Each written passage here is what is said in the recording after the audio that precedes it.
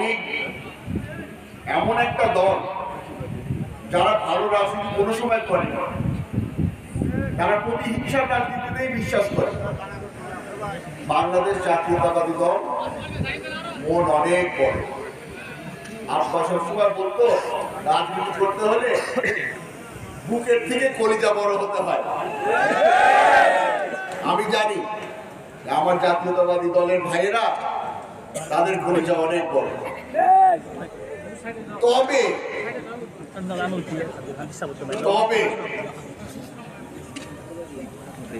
ক্ষমা তো তখন করব যখন তারা ক্ষমা চাইবে। ক্ষমা চাইতে হবে।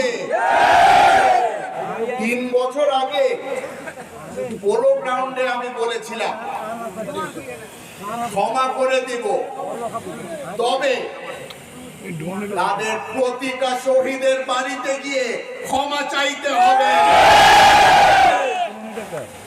আমরা সকলে জানি এখন নতুন রাজনীতি শুরু করেছে আওয়ামী লীগ। এখন দেখবেন বাংলাদেশ জাতীয়তাবাদী দলের পতাকা তাদের হাতে নিয়ে তারা ঘুরে বেড়াচ্ছে।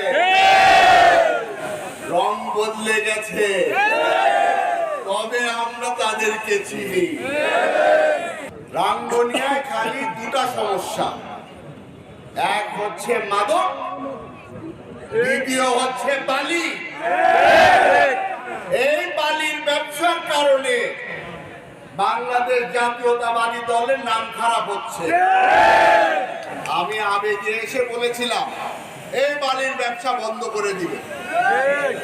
পরে আমাকে বলা হলো আমি তো এখন নেতৃত্ব দিচ্ছি না, তবে যেদিন দিব ওয়াদা করছি এই বালির ব্যবসা আর থাকবে না। বাংলাদেশে অনেক ব্যবসা আছে, বৈধ ব্যবসা অনেক আছে। এটার পিছনে যারা যারা গিয়েছে নাম হারিয়েছে, সম্মান হারিয়েছে, কিছুদিন আগে জান হারিয়েছে। এই ব্যবসা আর দরকার নেই। আমরা এই ছোট ছোট জিনিস, এই অবৈধ ব্যবসাগুলা এগুলাও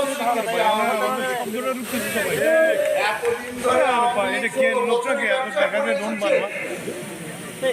গ্রামের পর গ্রাম নদীতে ভেসে গেল এই বালির ব্যবসার কারণে।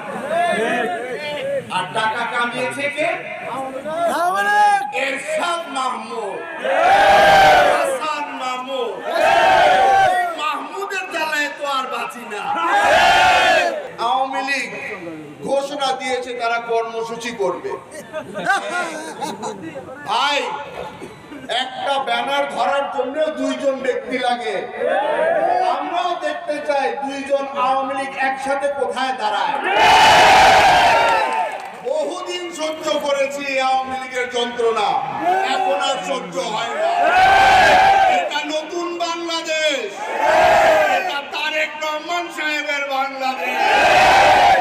ইনশাআল্লাহ আমরা বারবার করে বলেছি যেদিন তারেক রহমান সাহেব দেশে আসবে বীরের বেশে আসবে।